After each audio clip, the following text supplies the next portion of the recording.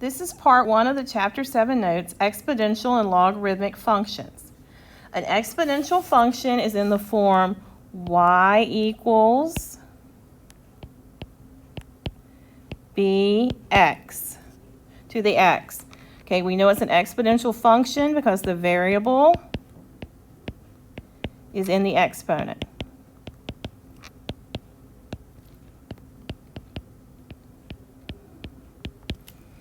Okay, b is the base, and x is the exponent. Okay, this is going to be very much a calculator thing, chapter, so we're going to go to the graphing calculator. We're going to go to y equals, and I'm sorry that you can't see this, but having to do things a little bit different. Type in 2 raised to the x power. Okay, and then you can hit the graph. Okay, and the graph will come up. The graph just kind of looks like this, like it stops out here somewhere, but we're going to find out later it doesn't actually stop. Okay, if I hit second table, second graph will give me the table, and I'm just going to copy the values, the y values into the table. Okay, 0.25. And I've got -1 and 0.5, 0, 1, 1, 2, and 2, 4. Okay, so if you had 2 to the -2 power, that's 1/4. Okay, if you had 2 to the -1 power, that means 1/2 or 1/2. 2 to the 0 power is 1, because anything to the 0 power is 1. 2 to the first is 2. 2 to the second is 4. Okay, so beyond that, 2 to the third would be 8, then 16, and so on. It would get big very, very quickly. Okay, so I'm going to plot these points. So it's not changing much here. Then we get to 0, 1, and then from there, we're going up very quickly. 1, 2, 2, 4. The next one would be 3, 8, which is actually off the graph. If you look at your table and you go beyond the -2 to the left, if you look, there are still values, but they're very, very, very, very small decimals. Okay, so it doesn't actually end like it looks like on the graph. It just gets really, really, really, really close to that x-axis. Okay, so the domain for this would be all real numbers, because all real numbers are going to be covered. Now the range is going to be y is greater than 0. It never actually equals 0, because y is equal to 0 is something called an asymptote. And that's probably a new word. And that is a line that the graph approaches but never crosses. Okay, so if you look at the table, it's going to get really, really, really small. It's going to go into scientific notation, but you will never actually get a 0. That's an asymptote. Y equals 0 is an asymptote. So when we say the range, we don't say greater than or equal to, because it never actually equals 0. Okay, the end behavior.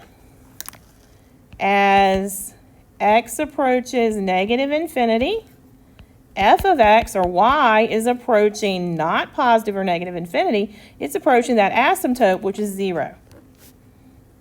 Okay. As x approaches positive infinity, f of x is approaching positive infinity.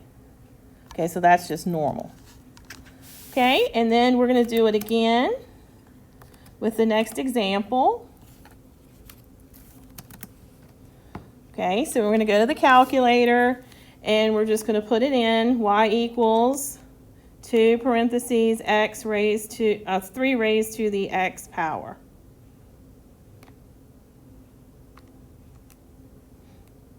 Okay, and if you look at the graph, it's a little bit steeper, so it goes up more quickly. Look at a second table. I'm going to look at the table, and I'm going to give you the x values, and you tell me the y's. So they're going to be 0.2 repeating, 0.6 repeating, 0, 2, and then you're going to have 1, 6, and 2, 18. So that's probably going to go off the graph. Okay, so negative 2, 0.2, 0.6, 0, 2, 1, 6, and then the other one's off the graph. So it is going to go up quickly. Okay, so its domain is going to be all real numbers. The range is going to be y is greater than 0, same asymptote. Okay, and behavior is going to be the same. F of x approaches 0 as x approaches negative infinity. And as x approaches positive infinity, f of x approaches positive infinity. Okay. All right, so for this one, we have a decimal. So we have y is equal to 0.5 raised to the x power. We're going to see what that does for us.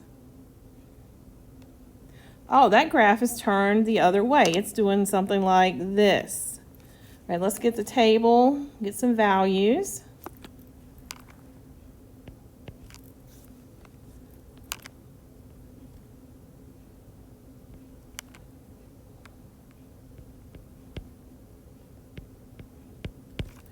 Okay, so negative 2, 4, negative 1, 2, 0, 1, 1.5, 2, and 0.25. Okay. All right, so its domain is still all real numbers.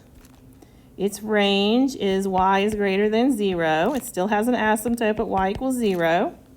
Its end behavior as x approaches negative infinity.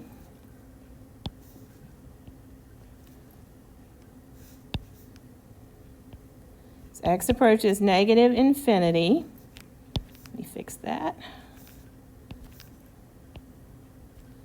F of x is approaching positive infinity.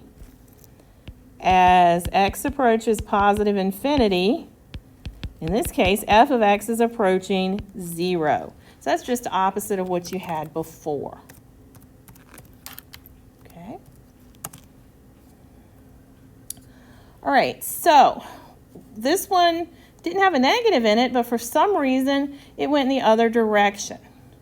And that's because this was exponential decay, and this is exponential, the other two were exponential growth. So when your base, b, is between, when your base is greater than 1, like it was in examples 1 and 2, that's exponential growth.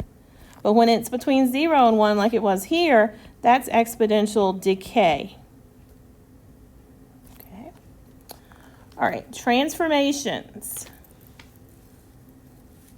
Okay, it's y equals a b to the x, because you can't have a number out front like we did in example 2. If a is a negative, it is a reflection. And it's a reflection of the parent function across the x-axis. So that's going to flip it down into the bottom. Okay, if a is greater than 1, it will be a stretch. If a is between 0 and 1, it will be a compression. Not to be confused with exponential growth and decay. Growth and decay, we're talking about the base. The base, the number is raised to the power. A is the number out front, just like in absolute values or quadratics or radicals. It's just a constant out front. Okay, so if you have this with transformations, H is a horizontal shift and its opposite sign.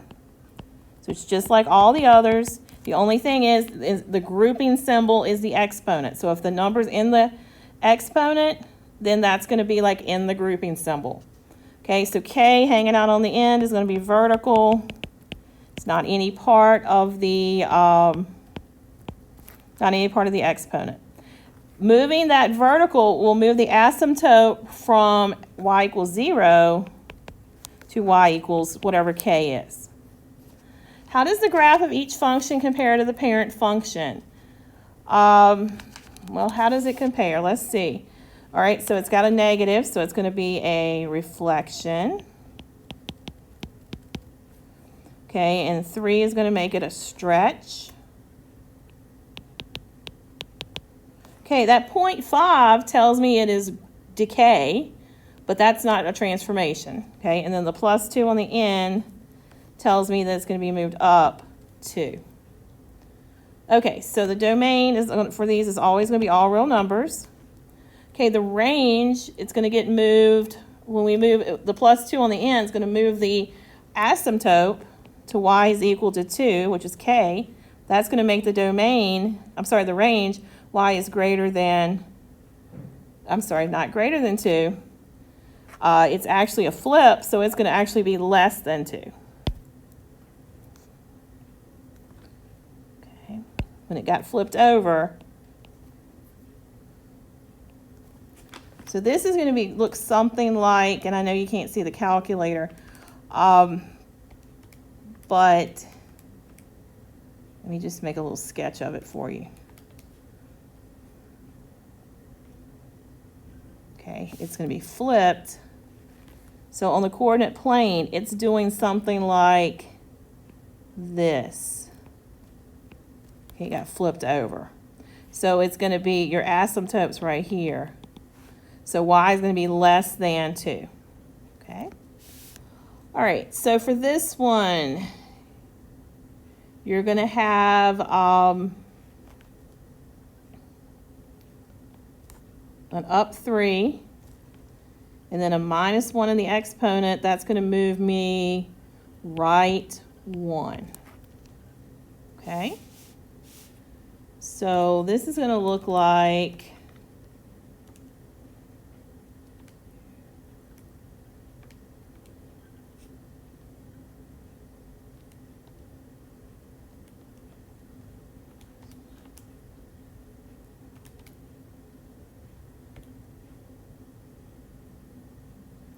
so it's going to be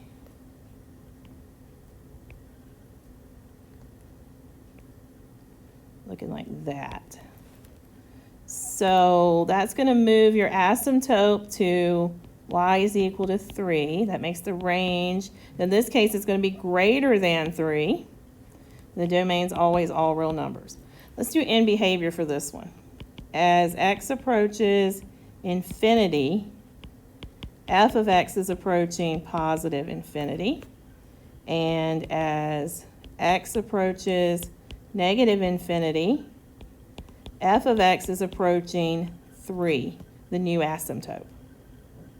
Okay. All right, the next two. All right, so we have, this is going to be a stretch. Okay, and it's going to be decay. So decay just means it's doing like this. And then that's going to be up 5. So domain is always all real numbers for every exponential, so you can go ahead and just fill that in. Okay, the range is going to be, well, the asymptote is y is equal to 5. So this is going to be y is greater than 5. Okay, and for this one, that's going to be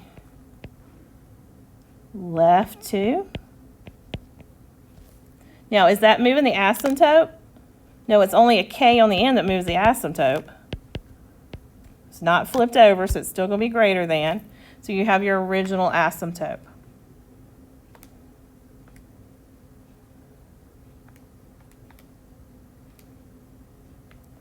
Okay, let me just sketch that one real quick, and then we'll do the end behavior for that.